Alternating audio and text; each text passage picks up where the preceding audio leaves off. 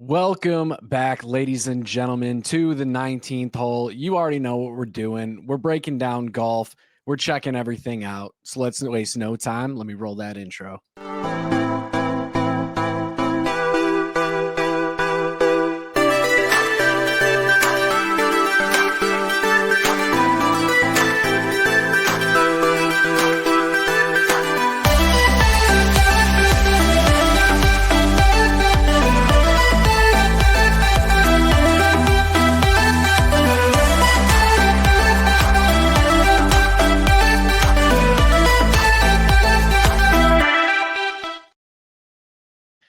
Guys, it's the week of the Procore Championship, the week before the Ryder Cup. But you guys might be wondering who is on my screen right now.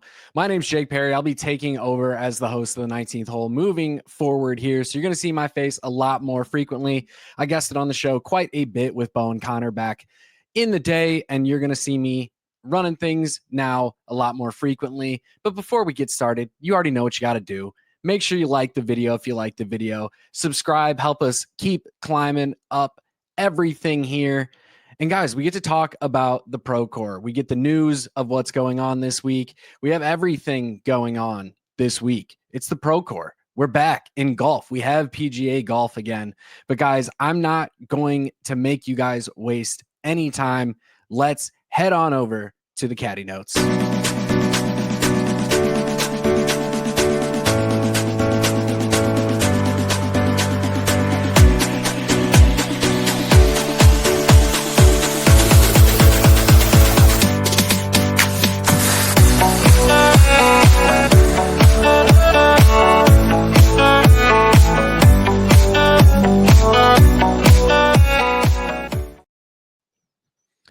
What is up, guys? Again, we are breaking down the Procore Championship taking place at Silverado Country Club's North Course, located in Napa, California. This is playing as a par of 72 at just over 7,100 yards.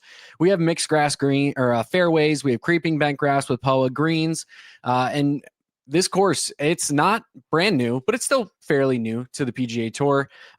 This course has been hosting this tournament since 2015. And one thing to note with this venue is the course history here is very sticky. It's a very sticky stat. It ranks very similar in terms of predictiveness to some well-known courses like Sedgefield Country Club, TPC River Highlands, and Torrey Pines South. Torrey Pines especially plays as a very good comparative course when looking at how that entire course lays out, especially with the POA greens.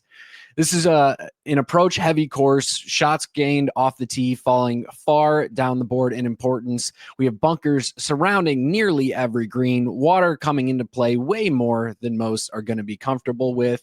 And it's important to note kind of what everything looks like here when it comes to what to expect out of Napa, California, weather-wise. It's a mixed bag, you know, especially being in our friend Bo's favorite place, Northern California. We know that we can get some great weather and we can get some bad weather as well. Luckily for us this week, we are looking pretty straightforward. Starting off on Thursday, high of 75, some light wind, partly cloudy. Friday through Sunday, hovering right around 80 degrees, no rain in sight. Maybe a 20% chance on Saturday, but really nothing too crazy to worry about. Historically, the cut line at this event hovers between 3 and 6 under par. This is a very high scoring event, so it's not uncommon to see a higher cut line here. And the projected winning score for this event, we have, between 16 and 20 under par. The course record here is 21 under par, which has been done twice over the last few years. But realistically, it's going to be a high scoring event. When looking at the trends and previous winners, all of the winners at this event putt really well and play well with the wedges. Elite approach play is needed inside of 150 yards, with nearly 50% of approach shots coming inside of 150 yards. So this is going to be another, not quite a ball striker's paradise, but it's absolutely going to be crucial to be able to play well with wedges in your hands, get out of the sand, scramble, and putt on POA. Those are the keys this week without any doubt. Some of the other stats I'm building around, just because it is such an approach-heavy course, we're going to put some additional focus on good drives gained, shots gained on approach, as well as proximity 50 to 150. And then birdies are better gained and bogey avoidance, as always, are going to continue to be very, very important for us. But now that we know the course, now that we've broken it down, let's head on over to the players we're going to throw some money on this week.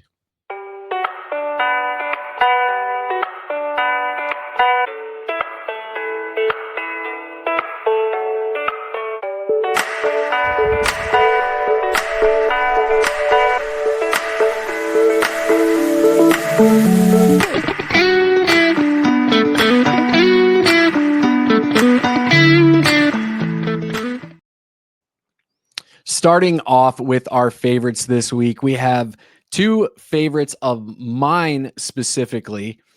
I'm going to start off with Sam Burns coming off at plus 1,800. Burnsy lines up really well for this type of course. When you look at his gameplay, I mean, he was the best putter on tour in 2025. That alone is going to give players a distinct bump at this type of venue. When we see the actual favorite of the event, Scottie Scheffler coming off at plus 250, let's be honest, it's Scottie. We know he's likely going to win. Those odds aren't worth betting on for me, especially when you have a guy like Burnsy, who I think can absolutely run away in a field like this, in a venue like this specifically. So we're going to lean into Burnsy a little bit there. Another guy that I'm really in on is Russell Henley. Henley's been playing absolutely lights out without any question of a doubt, heading into, especially through the Tour Championship, through the playoffs, everything. He played extremely well. His putter and wedges, absolute weapons this year. He's a top 15 player on approach. Only 3 players on the entire PGA Tour have avoided bogeys better than Henley has. So, it's a no-brainer to get him on the book here. Another important note for Sam Burns, he does have a 7th place finish here in his last start here. He's 28th in total driving, which is similar to good drives gained.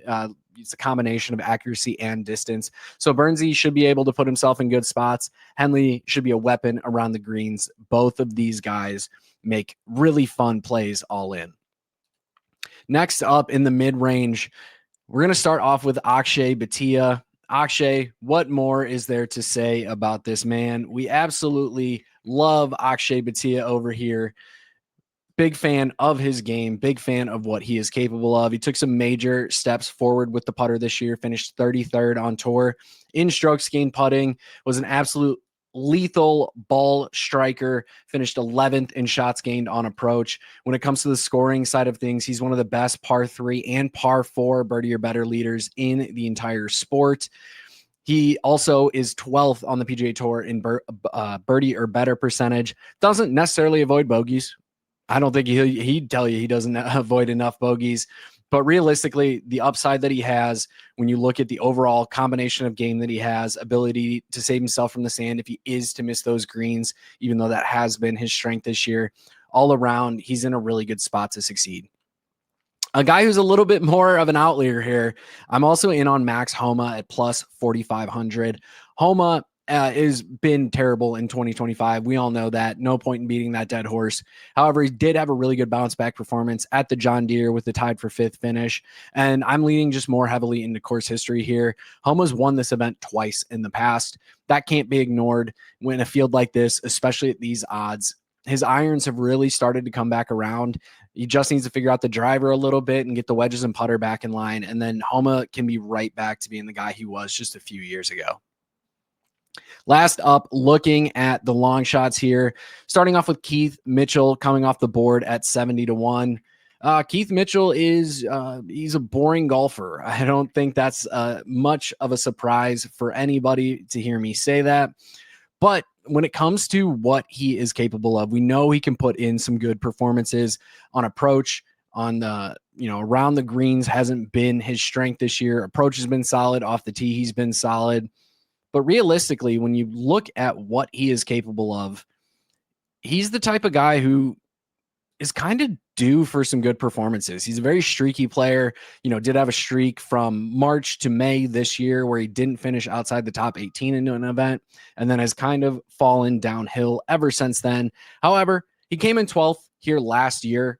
He's got the upside to place well here, so there's no reason that I can't be a little bit interested. And then lastly, I'm going with Adam Svensson coming off the board at 300 to 1. This is, again, mostly a historical performance type of play. Last 2 years at this event, he's finished in the top 13 or top 12, respectively. He's been solid here historically around the green. He's been solid enough on approach. It's really been his weakness here, even though it's one of his overall strengths. And he's putt particularly well here as well. So even though it's a bit of a long shot, it's a long shot for a reason. Who isn't going to love it? Guys, that has been my breakdown of the Procore Championship. Again, make sure you guys like the video. Make sure you guys subscribe to never miss any of our content. And we will see you all next week.